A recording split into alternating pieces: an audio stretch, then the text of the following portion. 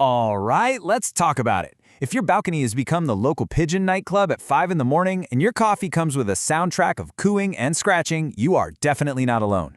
Today, we're going to break down exactly how to reclaim your space from these feathered roommates, and we're going to do it with a strategy that actually works and is humane. And isn't that how it always starts? First, it's just one pigeon. Then it's two. And before you can even blink, your outdoor space is their personal penthouse suite. The noise, the feathers, and, let's be real, the mess they leave everywhere. It's just so frustrating. They move in fast, but the good news? You can get them to move out just as fast. Okay, so the whole secret is figuring out why they picked your place to begin with. And it pretty much boils down to this simple little equation. Pigeons are creatures of habit. They're also super social. So when one of them finds a good spot with food, water, and shelter, he doesn't just keep it to himself. Oh no, he tells all his friends. It's like a 5-star review on Yelp for pigeons, and our entire plan is about breaking that cycle. To really get a handle on this, we've got to think like a pigeon for a second. I mean, why your high-rise balcony? What's so special about it compared to, say, the park down the street? Well, it turns out the answer goes way, way back. It's basically in their DNA.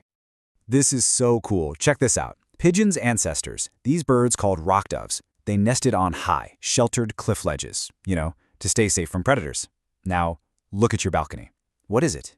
It's a man-made cliff. It's got the height, the little covered corners, the railings. To a pigeon, this doesn't just look convenient. It feels instinctively, genetically safe. We're talking prime real estate. Okay, so now that we know they're looking for cliffs, let's put on our pigeon goggles for a minute. This is your first mission, and it's super important.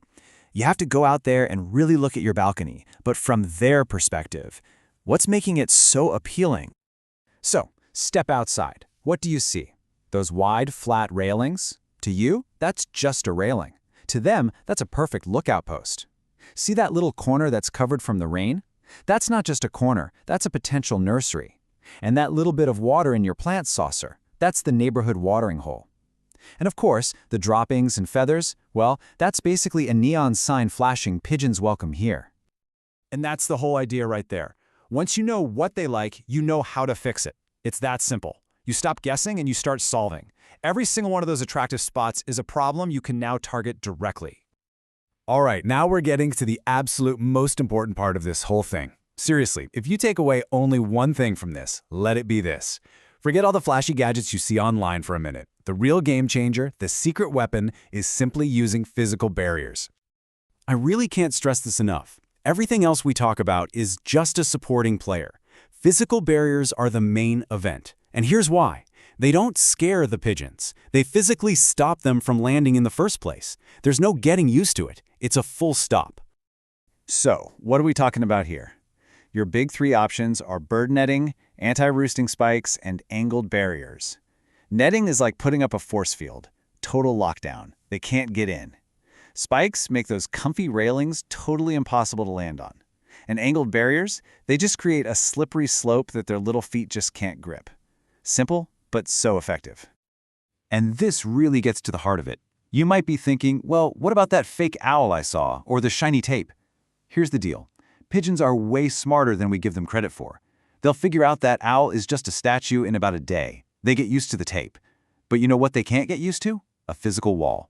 They can't adapt to something they literally can't get past. That's why this is the permanent solution. Okay, so you've built the wall. Now it's time to shut down the restaurant and bar. If there's nothing for them to eat or drink, they've got zero reason to even try to hang around. And this is the easy part, really. It's just a little bit of good housekeeping. Sweep up crumbs after you eat out there. Dump out any standing water in your plant saucers. Make sure your trash is sealed up tight. And don't leave the dog or cat's food bowl out. These little things make a massive difference. All right, your main defenses are in place, the kitchen's closed. Now we can bring in some backup. Think of these as extra security guards that just make the place even less inviting. So here's how to think about these tools. Up at the top, you've got your physical barriers. That's your forever solution.